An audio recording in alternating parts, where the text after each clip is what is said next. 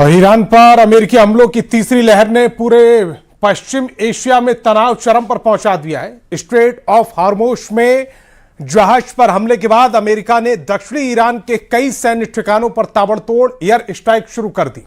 किन शहरों को बनाया गया निशाना, क्या हुई तबाही, आखिर क्यों भड़का यह नया संघर्ष और दुनिया पर इसका क्या असर होने वाला है, दिखाते हैं एक रिपोर्ट के जरिए।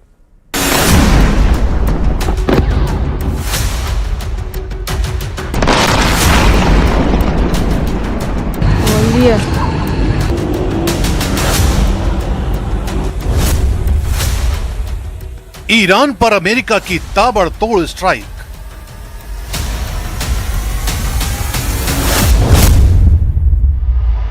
ईरान के अलग अलग शहरों पर विध्वंसक हमले।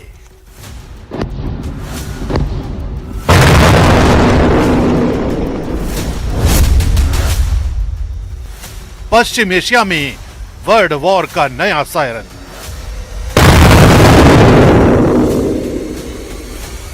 ईरान पर अमेरिकी हमलों की तीसरी लहर शुरू हो चुकी है। अमेरिका का दावा है कि ईरान को पहले भी व्यापारिक जहाजों पर हमला रोकने का मौका दिया गया था, लेकिन उसने समझौते का पालन नहीं किया।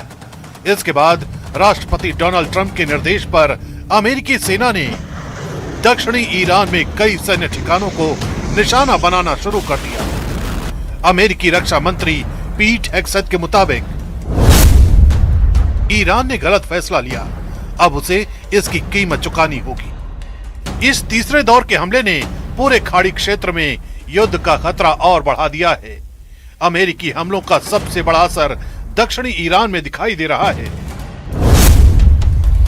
ईरानी मीडिया के मुताबिक बुशहर, बंदर अब्बास, सिरिक, मिनाब, कोनारक, चाबहार और केश्म द्वीप के आसपास लगातार धमाकों की आवाजें सुनाई दी। बंदर अब्बास और सिरिक में बड़े धमाकों की आवाज सुनाई दी। चाबहार और केश्म द्वीप पर भी विस्फोटों की खबरें आईं।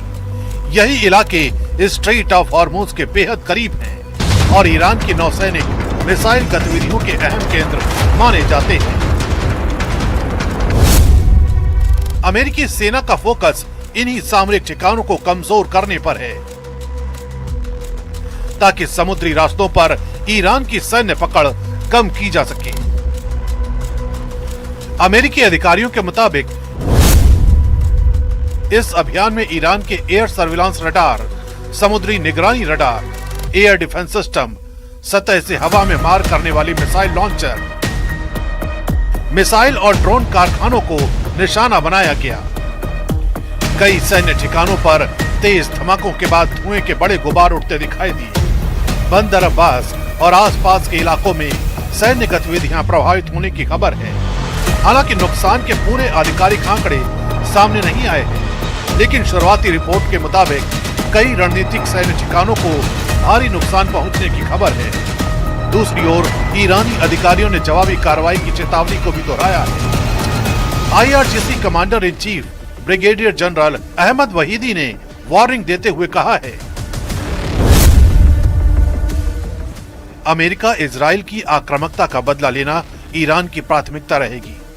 जिन्होंने ये कार्रवाई की, जिन्होंने इसका आदेश दिया और जिन्होंने इसका समर्थन किया, सबको जवाबदेह ठहराया जाएगा। इस पूरे सैन्य अभियान की शुरुआत स्ट्रेट ऑफ हॉर्मुज़ में हुए जहाज पर हमले से जुड़ी है। अमेरिकी सेना का आरोप है कि IRGC ने साइप्रस के झंडे वाले कंटेनर जहाज पर हमला किया, जिससे जहाज का इंजन रूम क्षतिग्रस्त हो गया और एक चालक दल सदस्य लापता हो गया। इसके बाद अमेरिका ने इसे अंतर्राष्ट्रीय समुद्र सुरक्षा पर हमला बताते हुए सैन्य कार्रवाई शुरू कर दी। वहीं IRGC का कहना है कि कुछ विदेशी जहाजों ने चेतावनियों की अनदेखी कर अवैध रास्ते से गुजरने की कोशिश की थी। ईरान ने स्ट्रेट ऑफ हॉर्मुज़ को अगले आदेश तक बंद करने का भी ऐलान कर दिया है। अगर अमेरिका और ईरान लगातार जवाबी हमले करते रहे तो पश्चिम एशिया का यह संकट और गहरा सकता है।